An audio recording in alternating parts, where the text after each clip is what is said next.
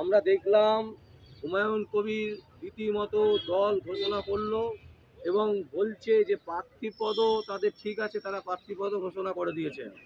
মানে কি করছে আপনার দিদি মমতা ব্যানার্জি?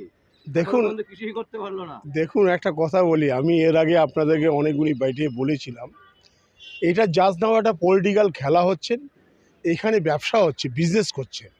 অ্যাকচুয়ালি ঘটনা হচ্ছে কি, দেখুন কয়েকশো কোটি টাকা মানে এই আপনার হুমায়ুন কবির তুলেছেন। ওর যে দল করুক আর না করুক তাতে কি আসে যায়। তবে একটা কথা ঠিক, এটা আমি আপনাদের এই চ্যানেলের মারফত থেকে আমি পার্লামেন্টে বার্তা দিতে চাই যে কথায় কথায় শুধু দল মানে এই দল ঘোষণা করবে, কালকে আমি একটা দল ঘোষণা করব, আপনি কি একটা দল ঘোষণা করবেন, কেউ বলবে বজরাংবালী দল করব, কেউ বলবে আরএসএস করে মানে করবো না, আরএসই করবো একটা। তাহলে এই ধরনের সারা ভারতবর্ষে মানে শুধু দলই হবে, তাতে কোনো মানুষের সুরা হবে না। এটাকে বন্ধ করতে হবে একদম স্ট্রিক্টলি, এটা একদম স্ট্রিক্টলি বলছি, এটাকে বন্ধ করতে হবে হবে হবে। কারণ এই রাজ্য যেমন মানে বাধা সৃষ্টি করতে হবে, ইভেন এটা সেন্ট্রালও যেন সেখানে রাজ্য ঘোষণা মানে আমি শুনেছি হুমায়ুন কবিরের দলটা মানে রেজিস্ট্রেশন, এই যে দলটা ঘোষণা করলেন, এই দলটা কি আদৌ কি রেজিস্ট্রেশন করা আছেন কি না আমার সন্দেহ। তবে যদি হয়েও থাকে, আমি মনে করি এই লাইসেন্সটাকে ক্যান্সেল করতে, কারণ তাতে দেশে কিন্তু মানে নানা রকম বিভাজন সৃষ্টি হচ্ছে। আপনাদেরকে এই গণ্ডগোলের অনেক আগে আমি কয়েকটা বাইরে আমি খুব কড়া কড়া বাইট বলেছিলাম কথা, তাতে আপনারা আজকে মিলিয়ে নিতে পারেন কথাগুলি।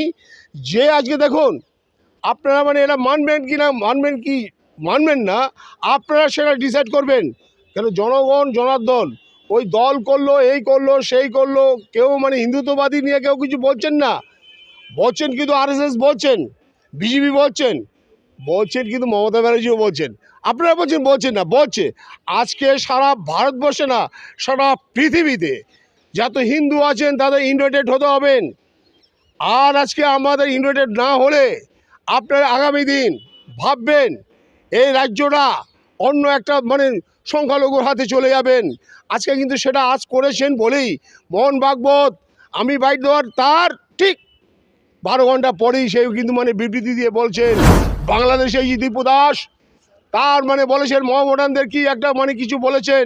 আরে সেই হিসাবে যদি কথাই বলতে হয়, তাহলে বাংলাদেশে মানে তার বিচার ব্যবস্থা ছিলেন, আইন ছিলেন, তাকে কি করে এবার হত্যা করলেন, কেন করলেন? আজকে পিটিয়ে তাকে মারা হলো, মারার পরে তাকে জ্বলন্ত মানে আগুন দিয়ে মানে তাকে খড় দিয়ে, খড়ের মধ্যে পেট্রোল দিয়ে তাকে জ্বালিয়ে মারলেন। সারা পৃথিবী মানে স্তব্ধ হয়ে গেছে। আপনারা মানে ভাবুন এই ধরনের ঘটনা, নক্কারজনক ঘটনা।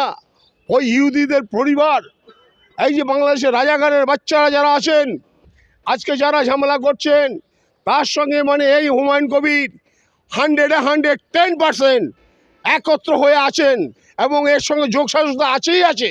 ওরা কথায় কথায় শুধু বলে এইখানে মানে চিকেন নেক করবেন, এই করবেন, সেই করবেন, বাংলাদেশটাকে মানে বলছে ইন্ডিয়াকে 2 মিনিট লাগবে না দখল করে নেবেন। যেই দেশটা একটা শস্য পরিমাণ থেকে ছোট, যদি মানে আমাদের পশ্চিমবাংলার একটা অংশ গিয়ে যদি মানে গিয়ে বাংলাদেশে ঢুকে যায়, তাতে বাংলাদেশ মানে এমনি মানে চলে যাবে, এবার ডুবে যাবে, তার বহন করতে পারবেন না, রাস্তায় জায়গা দিতে পারবেন না। তারা বড় বড় কথা বলছেন। আজকে একটা কথা বলি আপনাদেরকে, এর আগে আপনাদেরকে বলেছি, ওই শাহজাহান খান, শাহজাহান মানে হচ্ছে দেদার বাদশাহ, ওই একটা মানে মানে লম্বর একটা মানে ছেলে আজকে তৃণমূলের নাম ভাঙিয়ে ও মানে আজকে সন্দেশকারীতে যা নৈরাজ্য সৃষ্টি করেছেন, আজকে প্রমাণিত, আজকে মানে প্রমাণিত। এবং আমি বলি এই বাংলার মানুষ, ভারতবর্ষের মানুষ তার সোচ্চার হয়েছেন, তার বিচার চাইছে ফাঁসি। বলছি বলছি তপনদা, আপনাকে আটকাচ্ছি এই কারণে, কারণ ফেব্রুয়ারিতে বাংলাদেশের নির্বাচন আছে, আর এপ্রিল মাসে সম্ভবত আমাদের পশ্চিমবঙ্গে নির্বাচন হবার সম্ভাবনা প্রবল। তো এই রকম ঘাড়ে ঘাড়ে নির্বাচন, হ্যাঁ, দু দেশের মধ্যেই, তো কি ভয়ঙ্কর পরিস্থিতি হবে। কারণ এখানে বাংলাদেশে গতকাল পর্যন্ত প্রায় 10 জনের ওপর মানুষকে মারা হয়েছে রীতিমতো।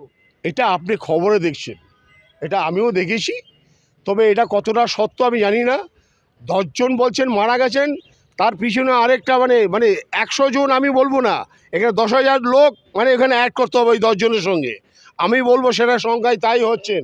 বাংলাদেশের মিডিয়া তাদের মানে তাদের মেন অফিস জ্বালিয়ে দিচ্ছেন, পুড়িয়ে দিচ্ছেন।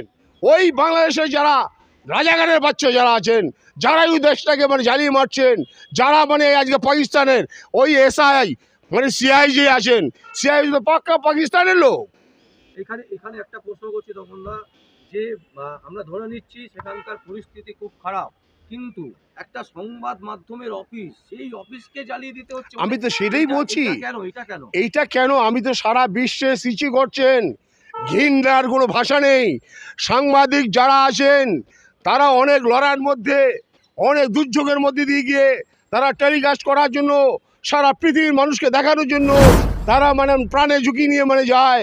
তাদের অফিস, তাদের সাংবাদিকদের মেরে মার্ডার করে দেওয়া।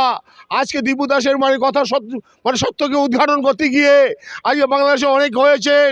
আপনারা জানেন একজন মানে কে আছেন, নামটা বলতে পারছি না, ও মানে সেখানে হুঙ্কার দিচ্ছেন। তার নাম হচ্ছে আপনার হাসানাত আব্দুল খান, আবদুল্লাহ হাসানাত আব্দুল। ও একটা বাচ্চা ছেলে, নাক টিপলে এখনো দুধ বেরোবে। ও বড় বড় কথা বলছেন, বাংলাদেশকে মানে ইন্ডিয়াকে বলছেন 2 মিনিট লাগবে না, আমরা দখল করে নেব। ওদের মানে পিছনের শক্তি কে জানেন? মেন শক্তি হচ্ছে পাকিস্তান।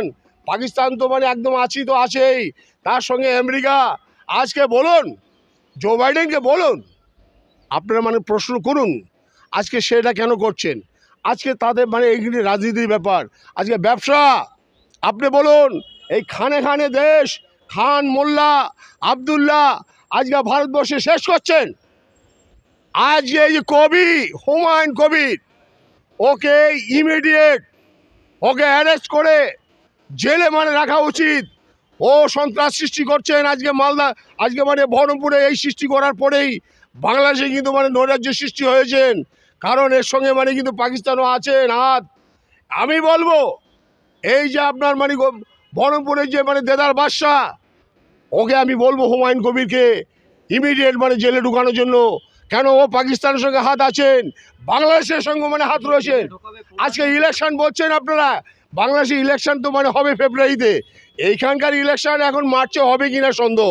যতক্ষণ মতো সংবিধানিক পার্ট যারা আছেন, সেই সংবিধানিক পার্ট যতক্ষণ পর্যন্ত ক্লিয়ার না হবে তাতে ভোট হবেন না, না ভোট হবেন না। এসআর এবার এসআরের মানে এখন শুধু মানে একটা পার্ট শুরু হলো। দেখুন না 26 না 27 না 28 গিয়ে কি ইলেকশন হয়, আমার সন্দেহ আছেন। আজকে বলুন, ঘোষ মিডিয়া বলছেন, মমতানদেরকে ঘোষ মিডিয়া বলছেন, তাই যদি তাই হয় তাহলে হিন্দুদেরকে এখান থেকে কোনোরকমভাবে এখান থেকে পাঠানো যাবে না। কারণ আজকে বাংলাদেশ থেকে তারা মানে অত্যাচারিত হয়ে, লাঞ্ছিত হয়ে তারা দেশকে বিতরণ হয়েছে, তারা বলিদান দিয়ে দেশকে মানে ছেড়ে দিয়ে আজকে এইখানে এসছেন ইন্ডিয়াতে। অনেক বাড়িঘর, অনেক সমস্ত সম্পত্তি সব ছেড়ে প্রাণটাকে নিয়ে আজকে তারা পশ্চিমবাংলা না ভারতবর্ষে, হিন্দুস্তানে তারা এসেছেন। তারা এসছেন কেন? তাদের মান সম্মান, তার পরিবারকে বাঁচানোর জন্য সমস্ত সম্পত্তি সব ছেড়ে তারা এখানে এসছেন। হয় কেউ 20 বছর, কারো 30 বছর, কারো 50 বছর, কারো 70 বছর, কারো মানে 2 বছর, কারো 6 বছর, তারা এসছেন। তাদেরকে বলেছেন ফর্ম 6 তাতে দিয়ে তাদেরকে মানে ভারত সরকার তাদের মানে স্বাক্ষর দিয়েছেন কালকে, এবং হাইলাইট হচ্ছেন। মোহন ভাগবত বলছেন, মানে আমাদের যে প্রধানমন্ত্রী যে মোদিজি বলেছেন, এবং বিজেপির প্রত্যেকে বলছেন, আমার রাজ্য সরকারও বলছেন, এটা নিয়ে বলছে যোগ্য ভোটার যারা আছেন তাদেরকে এখান থেকে বার করা যাবে না, যাবে না।